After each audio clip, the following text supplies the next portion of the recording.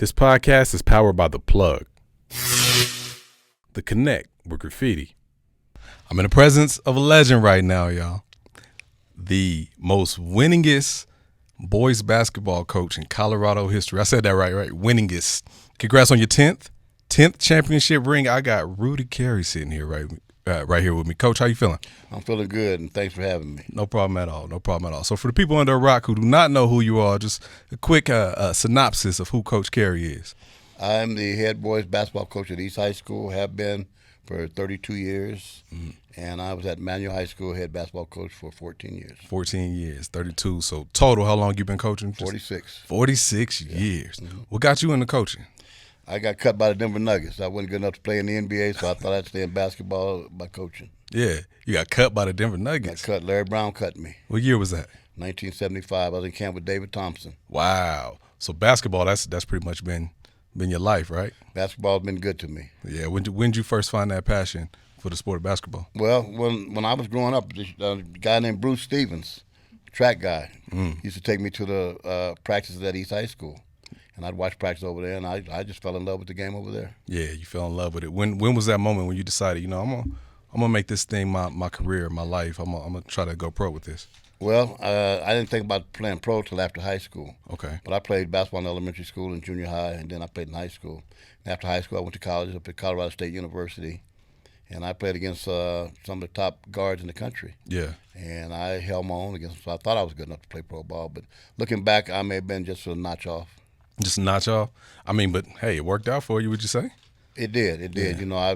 I stayed in it, and I got into coaching. Never thought I would achieve the goals that I have achieved, but I did stay in. And longevity had a lot to do with where my records are now, and I had good coaches, good players, and good community support. Cool. So forming those fundamentals and just learning all that, then moving into coaching high school basketball. Let's talk about that journey a little bit. When you first started at Manual, I started at George Washington actually as an assistant, and we won. I was JV coach over there. We won 34 games, lost 1 in 2 years, and so I kind of got a feel for it. And then in '79, I went to Manual as the head coach, and we won a lot of games early on. And then we got better and better, and kids started gravitating toward myself and my program. Right. And as the good kids came, and great players make great coaches. Absolutely. So I got great players, and we got better and better. Absolutely. What was the atmosphere and the energy like in Denver around that time, in that era when you were coaching at Manual High School? Tough area, tough times, a lot of gangs. The inception of the gangs were coming in from Los Angeles, and it's a lot of tough kids, a lot of gang people, and it was either basketball or football and track, or the gangs. Those are the two alternatives. And you provided an alternative. I want to talk more about that a little bit, though.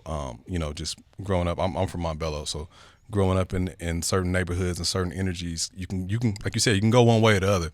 And sports was an outlet for a lot of us, but just as a man, it has to be a heavy load to kind of carry that. Your father as well.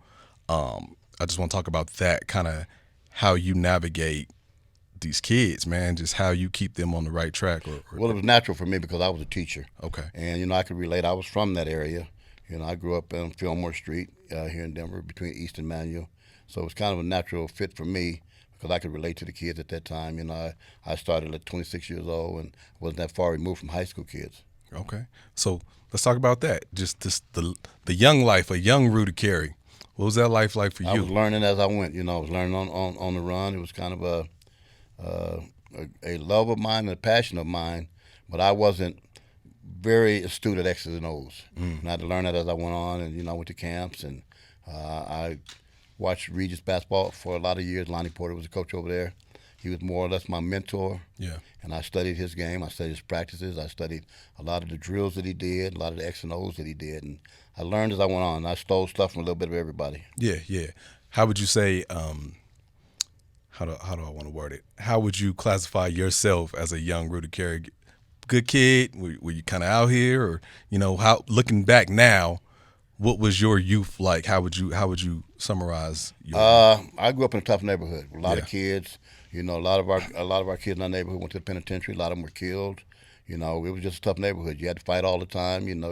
Just so many kids in the neighborhood. You had to box to survive. Yeah. And it wasn't personal, no guns, no knives, no big brothers. Right. You fought, you won or you lost, and then you were friends again after that. Yeah. Yeah.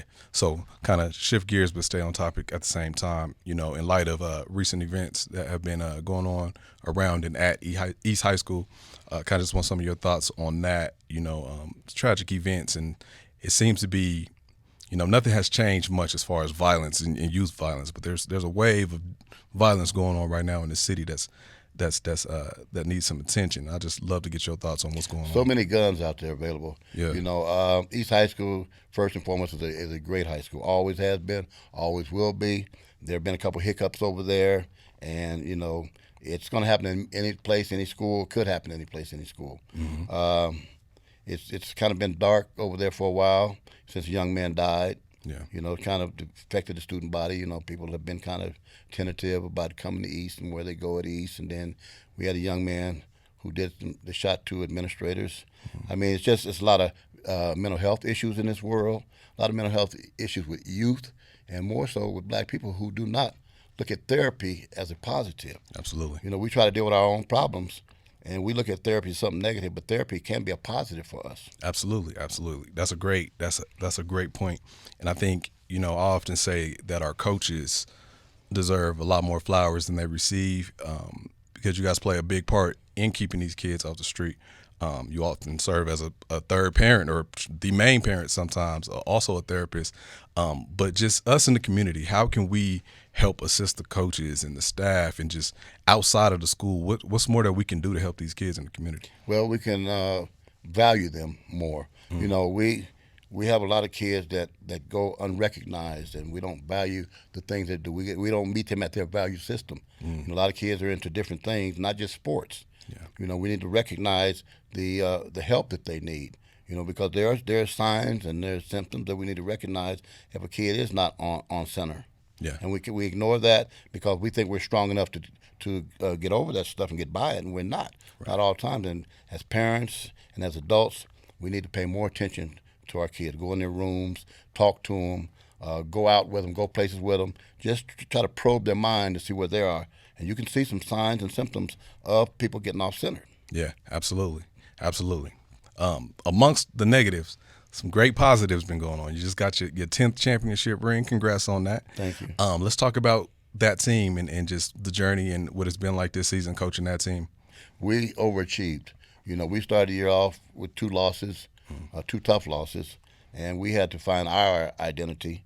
And more so, I asked my coaches to step it up. We had to become better coaches in order for them to be better players. So we researched, we sat down, we talked, and we found out what our strengths were and what our weaknesses were. And once we found out what our strengths were, we got momentum going, and we didn't look back. Yeah. Definitely didn't look back. Okay, so let me ask you this. I want to hear. I know you got stories. I know they're in there somewhere. I want to hear your favorite moment of your basketball career so far. And to date, 46 years. I say so far because I don't think you're done yet. No, I'm definitely not done yet. You know, if they'll have me back, I'll come back. But you know, we had a young man who played for me at Manual, 6'10" kid, white kid, and we were ranked number 1 in the state, 1987, and we were undefeated. He goes to a party, gets into a fight, hits his head on the concrete, goes into a coma for 6 weeks. Wow. And we didn't know if he was going to live or die, but we would visit him in the hospital periodically. So we went up there one night, a friend of mine went up to visit him, and we were just in the room talking, and he heard our voices, and he came out of the coma. And he came back to play, never got back to the level he was at, but he did come back to play. That was one of the highlights of my career. Wow. So the voices and that energy. It woke him up. Wow. Yeah. That's amazing. Shout out to that kid, man. All right. So usually I ask this question, but I'm going to rephrase it a little bit. Usually I ask, what would you go back and tell your younger self? I'll get to that, though. But right now, there's a kid out there watching this, listening. There's a kid in the street playing basketball, just picked up that basketball, trying to find his way out of the streets. What's the main piece of advice you would give that kid? Well, to keep working at your craft, and if you're serious about basketball, you have to have a love for basketball, first of all. You know, the passion for it and the level of play nowadays is that people that are playing basketball are very passionate about it, and they put the work in. You have to put the work in. So basketball is a game that you get out of what you put into it. Right. Now, on the flip of that, what would you go back and tell a young Rudy Carey? What's that one piece of advice you would give yourself as a youngster? To be more patient. You know, back when I was playing, I wanted to win immediately. Yeah. And it's a process. It's a growth process. And over the course of the season, you can get better and you can grow. But I needed to be more patient early on. You know, I wasn't patient. I was impatient, and I wanted to win right away. And we won some games, but we didn't win championships right away. Right. Be more I patient. had to learn that. Be more patient.